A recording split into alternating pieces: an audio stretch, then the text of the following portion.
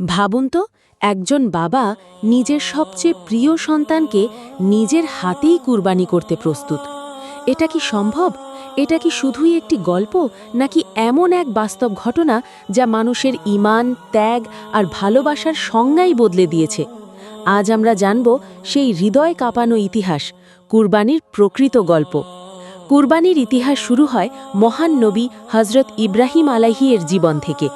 তিনি ছিলেন আল্লাহর প্রিয় বান্দা, যাকে বলা হয় খালিলুল্লাহ, অর্থাৎ আল্লাহর বন্ধু।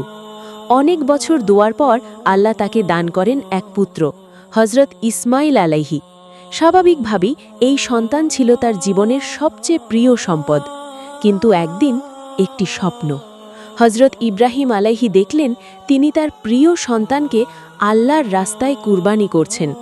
প্রথমে তিনি বুঝতে পারলেন না, কিন্তু যখন একই স্বপ্ন বারবার আসতে লাগল, তখন তিনি বুঝলেন এটি আল্লাহর পক্ষ থেকে একটি নির্দেশ। সবচেয়ে কঠিন পরীক্ষা। একজন বাবার জন্য এর চেয়ে কঠিন পরীক্ষা আর কি হতে পারে? হজরত ইব্রাহিম আলাইহি তার ছেলে ইসমাইল আলাইহিকে বললেন, হে আমার প্রিয় সন্তান, আমি স্বপ্নে দেখেছি আমি তোমাকে কুরবানি করছি। তুমি বলো, তোমার মত কি? ইসমাইল আলাইহির উত্তর শুনলে আজও শরীর শিউরে ওঠে। তিনি বললেন, হে আমার পিতা, আপনি যা আদেশ পেয়েছেন তাই করুন। ইনশাআল্লাহ আপনি আমাকে ধৈর্যশীলদের অন্তর্ভুক্ত পাবেন। ত্যাগের সেই মুহূর্ত।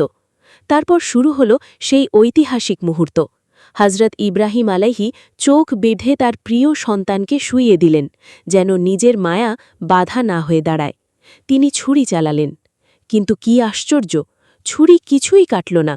আল্লাহ তখন ফেরেশতার মাধ্যমে একটি দুম্বা পাঠালেন, আর ইসমাইল আলাইহির পরিবর্তে সেই দুম্বা কুরবানি হল। এই ঘটনার শিক্ষা। এই ঘটনায় আজকের কুরবানির মূল ইতিহাস। প্রতি বছর ঈদুল আজহাতে মুসলমানরা এই ত্যাগের স্মরণে কুরবানি করে। এই গল্প আমাদের শেখায়, আল্লাহর প্রতি পূর্ণ বিশ্বাস রাখতে হবে। নিজের সবচেয়ে প্রিয় জিনিসও আল্লাহর জন্য ত্যাগ করতে প্রস্তুত থাকতে হবে।